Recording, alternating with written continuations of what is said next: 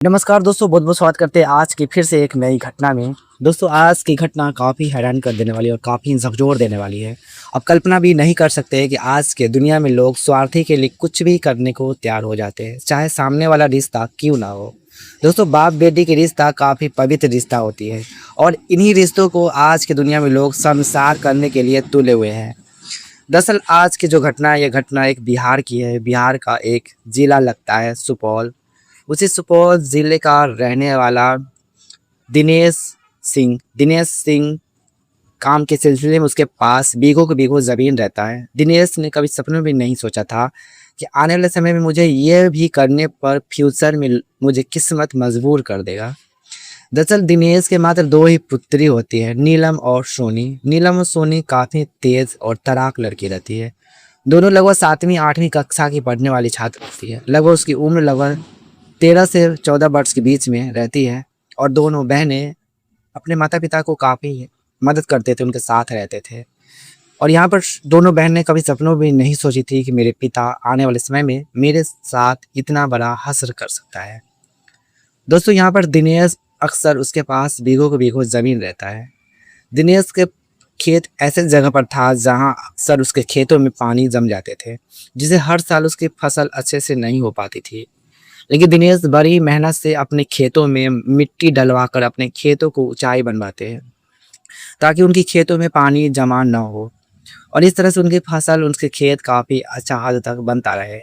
क्योंकि जहाँ दिनेश का जिस जगह पे ज़मीन था, वहाँ के फ्रंट पे उसका चारों तरफ के पानी उसके खेतों में आ जाते थे। दरअसल यहाँ पर दिनेश का खेती काफ़ी बड़ा उसका ज़मीन होता है, बीघा बीघा, जिससे उसे किसी भी चीज़ में उसे नुकसान, उसकी घर की स्थिति बिल्कुल भी अच्छा खासा एक तरह से ख़राब नहीं चलते थे। और इस तरह से दिनेश दोस्तों दिन समय सब कुछ गुजरता रहता है। आने वाले समय में घर खेतों में उसकी गेहूँ बोने का समय आ जाता है और वो अपने खेतों में गेहूँ बो देते हैं। बोने के बाद लगभग यहाँ पर मार्च अप्रैल का महीना आ जाता है 2026 और इस तरह से उसके खेतों में इतना ज़्यादा इस बार खेती होता है जिससे दिनेश के चेहरे पे खुशियाँ ही खुशियाँ देखने को मिलता है। लेकिन आने वाले मजबूर में उसके साथ इतना बड़ा हादसा हो जाए, दिनेश ने कभी सपनों में नहीं सोचा था। दरअसल दिनेश शराब नवाबी का वो काफ़ी ही शिकार और एडिक्ट इंसान होता है। वो डेली सेवन नहीं करे उसका मन भी नहीं भरता था। लेकिन इस तरह से वो इतना नशा कर ले कि वो अपनी लिमिट को भी क्रॉस कर दे। दरअसल दोस्तों सुबह का लगभग 5 बज रहा होता है। 5 बजे सोनी और नीलम दोनों बहनें सुबह उठ जाती थी कि उस घर में कोई भी उसका बड़ा भाई ना ही छोटा भाई रहता है। दोनों बहनों के अपने पिता की हाथ बटाने के लिए ही ज़रूरत पड़ जाती थी और इस तरह से दिनेश के पत्नी किसी लंबी बीमारी के कारण मौत हो जाती है 2 साल पहले। उसके बाद दिनेश अपने बेटियों के साथ घर पर रहा करता था और इस तरह से नीलम और सोनी सुबह-सुबह जल्दी उठती थी और वो अपने नाश्ते खाने बनाकर वो खेतों की ओर बाप बेटी चली जाती थी। लेकिन कुछ घंटे बाद नीलम और सोनी ने कभी सपनों में भी नहीं सोची थी कि आने वाले समय में मेरे साथ इतना बड़ा हादसा भी हो सकता है। दोस्तों, समय गुजरता रहता है। लगभग सुबह का 9-10 बज रहा होता है। 9-10 बज रहा होता है। सोनी और नीलम की तबीयत दिन पर दिन काफ़ी बिगड़ती रहती है क्योंकि लगभग खेतों में 15 दिन से ज़्यादा समय गुजर चुका था। 15 दिन गुजर जाने के बाद दोनों बहनें की तबीयत धूप में काम करने से काफ़ी हालात उसकी ख़राब होने लगती है और इस तरह से वो खेतों में पेड़ के छाँव पर वो हमेशा सोया करती थी।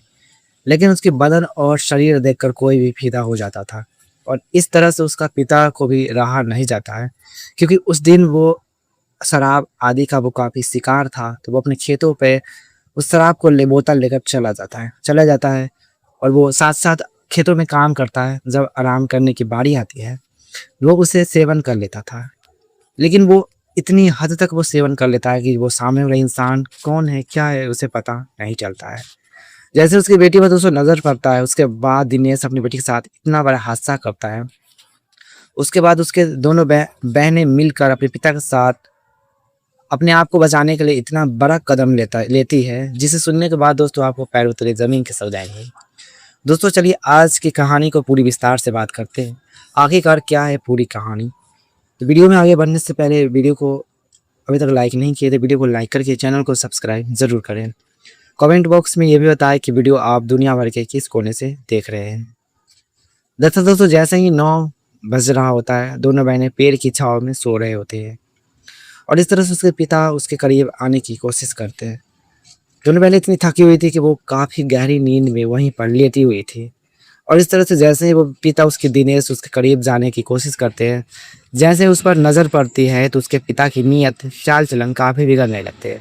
वो पिता सोने के बहाने अपनी बेटी के पास लेट जाता है। आसपास कोई भी दूसरा इंसान नहीं रहता है क्योंकि अक्सर लोग 10-11 बजे अपने खेतों से लौट जाते थे, लेकिन इसके बाप बेटी की जिद रहती है कि वो इतना काम अगर पूरा हो जाए तभी वो घर पर जाया करती थी, अन्यथा जब तक काम नहीं हो वो खेतों में काम करती रहती है, चाहे धूप ना हो चाहे कुछ भी हो। और इस तरह से उसके खेतों में काम करते करते लगभग 12-1 भी बज जाता था क्योंकि धूप काफ़ी ज़्यादा होने की वजह से दोनों बहनें की तबीयत काफ़ी हद तक दोस्तों बिगड़ने लगती है और इस तरह से उसके पिता काफ़ी शरारती रहते हैं।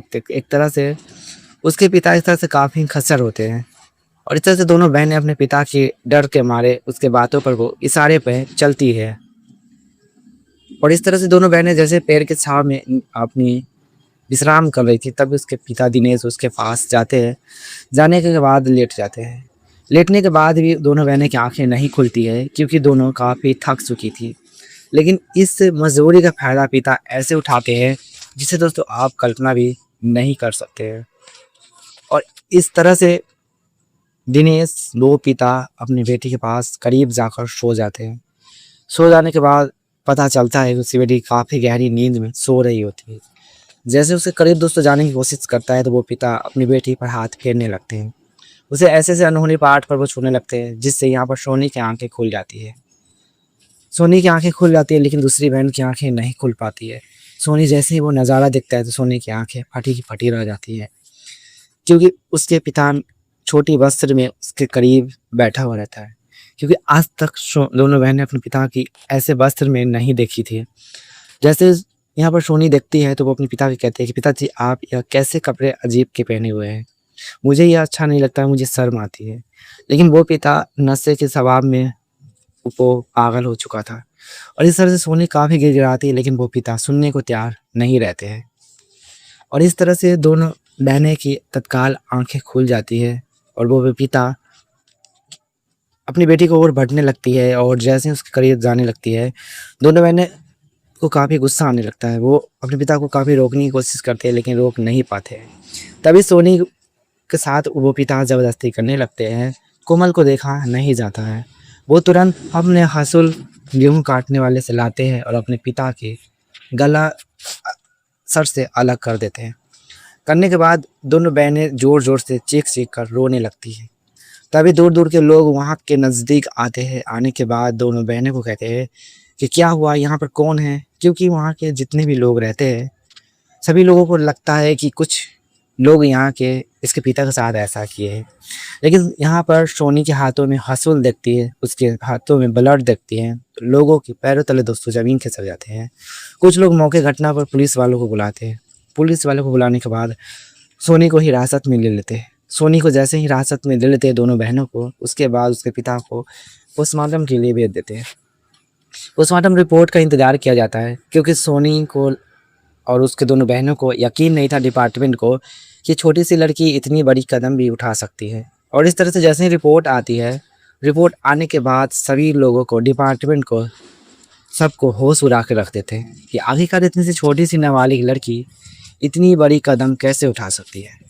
और इस तरह से दोस्तों यहाँ पर सोनी रोते हुए दोनों बहनें अपने उस कानून को सामने अपनी बातों को रखते हैं। जैसे कानून के सामने अपनी बातों को रखते हैं तो सभी लोगों की आंखों में आंसू आ जाते हैं।